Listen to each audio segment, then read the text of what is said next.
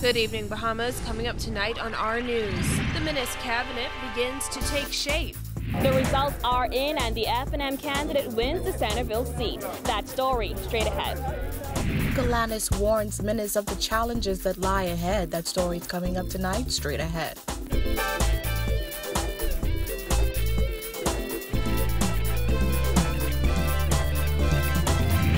Our news is brought to you by Alive, the nation's newest and best LTE network. Good to be alive. Welcome to our news and thanks for joining us. I'm Christina McNeil. Topping news tonight, following a 26-hour recount at Columbus Primary School, Reese Chipman is the confirmed winner of the Centerville seat. Just 4 votes separated Chipman and former Prime Minister Perry Christie, who held that seat for 4 decades. While F&M supporters were fired up over the win, the PLP's legal team says a decision has not been made regarding election court. Jasmine Brown reports. It was an emotional finish to a more than 20-hour recounting process as Chipman emerged the winner as he exited the school's gates this morning. Chipman will join the other 34 F&Ms who secured seats this week. His victory over Christie is historic, as the former PM represented the area in the House of Assembly for the last 40 years. According to the final tally, Chipman received 1,909 votes, while Christie got 1,905 votes. The feeling, I'm ecstatic. I'm ready to go to work for the people of Centerville. It was a 48-hour count, pretty much, but it was a good count. You know, it speaks to our democracy and how great our democracy is. Chipman said he would be surprised if it goes to election court. Have you heard from Mr. Christie?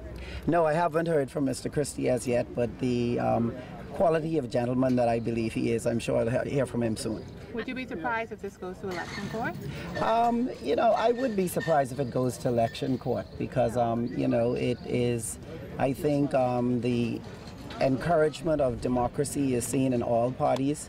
They respect the people's votes, and that has been electoral process for many, many years. And so, you know, it is a close race. And, you know, if he endeavors to pursue the development of this community for the next 5 years, and so be it. I'll see him in election court. Progressive Liberal Party trustee and national coordinator Valentine Grimes also spoke with reporters as he was driving outside the school. He too was asked about the possibility of this going to election court. We will discuss the matter with Mr. Christie, and he then has to make his own decision.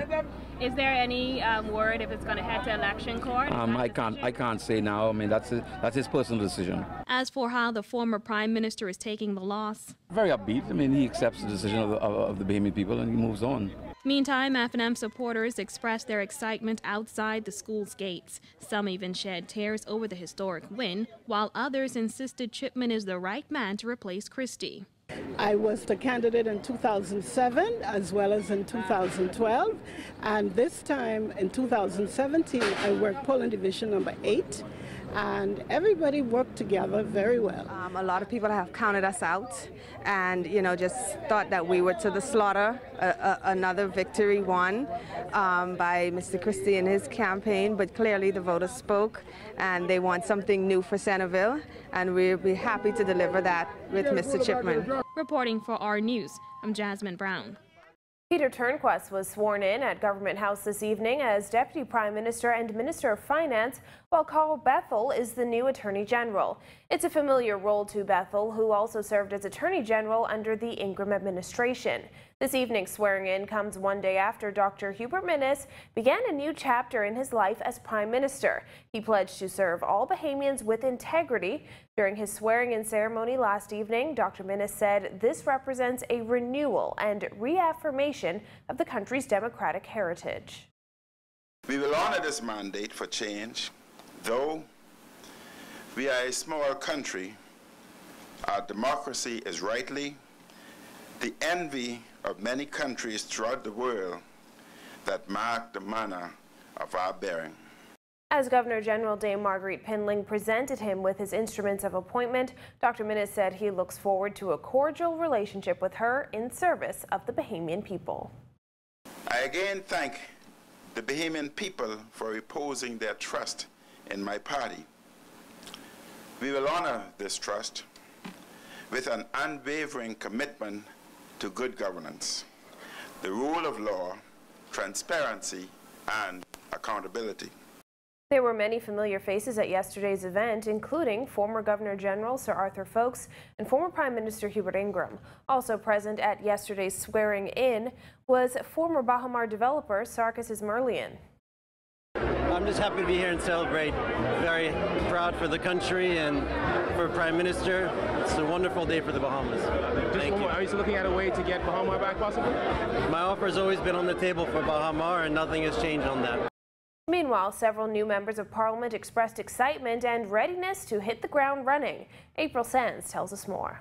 Newly appointed candidates claim to bring forth the change that the country asked for. Following the Free National Movement's landslide victory at the polls, which wiped out all but 4 of the Progressive Liberals candidates, successful candidate in the St. Anne's constituency, Brent Simonet, declared it is a new day in the Bahamas. It was a unanimous vote across the board by obviously the number of constituencies that went to the FNM. I think people are ready for a new change, a changed team, a younger, wider selection of candidates, and Dr. Minnis, the Prime Minister, has said this evening that he intends to govern according to the Constitution and the conventions of the Constitution, so it will be a new day here in the Bahamas. Among the party's 35 successful candidates is 22-year-old Travis Robinson, who unseated Dr. Bernard Nottage in the Bainstown and Grantstown constituency. He said he looks forward to serving under Dr. Hubert Minnis. Dr. Minnis is certainly more than deserving of this title today as Prime Minister. I definitely salute him as now the Prime Minister of the Commonwealth of the Bahamas on behalf of young people everywhere, because it's because of men like him that I stand today and speak to you as an honorable member. Also new to politics is Marvin Dames, who says he's ready to begin work in the Mount Moriah constituency. And I'm extremely excited for the next 5 years for Mount Moriah because, you know, prior to the election, I had an opportunity to move throughout the entire constituency. And I was saddened by the fact that there were so many persons unemployed. The level of poverty was so high. There were so many homes without power, without water, these basic essentials. Reporting for our news, I'm April Sands. Well, a former PLP MP is predicting that the new Prime Minister will not only face challenges governing the country, but also from within his own party. Giorgio Bain has that story. Just one day after Dr. Hubert Minnis was sworn in as Prime Minister, former PLP MP Philip Galanis predicted a rocky road ahead for the Killarney MP. Galanis added that he hopes that Minnis will not move forward with his plan to engage in the resale of the Baha Mar Resort or stop, review, and cancel any good PLP initiatives. Dr. Minnis comes into government at a time when the economy is anemic. It's not doing very well. It does nobody any good to keep the promise of trying to sell Baha Mar. But I don't think he can sell Baha Mar, but trying to alter that arrangement. I don't think that there are any major projects in the works that I'm aware of, and I mean, then maybe there are some, but I'm not aware of any that will create a reason for him to stop, review, and cancel. Galanis added that Minnis will also face difficulties with choosing his cabinet members, noting that with 35 out of 39 FNM candidates being elected to Parliament, some of them won't be pleased serving as backbenchers. Everybody's going to want to know, well, why am I not getting this and the other person's getting that? I've been here all along fighting, they just reached, and so forth and so on. So I think that we will see a leveling out of that in time.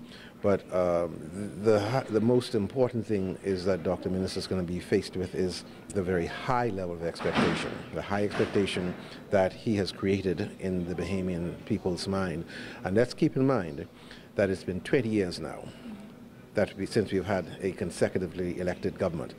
Though some people have questioned how effective the 4 PLP MPs will be as an opposition, Galanis says while the group is small, it doesn't mean that they will be ineffective. We have a small opposition, doesn't mean a weak opposition, it means a small opposition. And fortunately, we still have the Fourth Estate, the press, that helps to keep governments on their toes. Galanis also had one warning for Minnis and his administration: don't get too comfortable.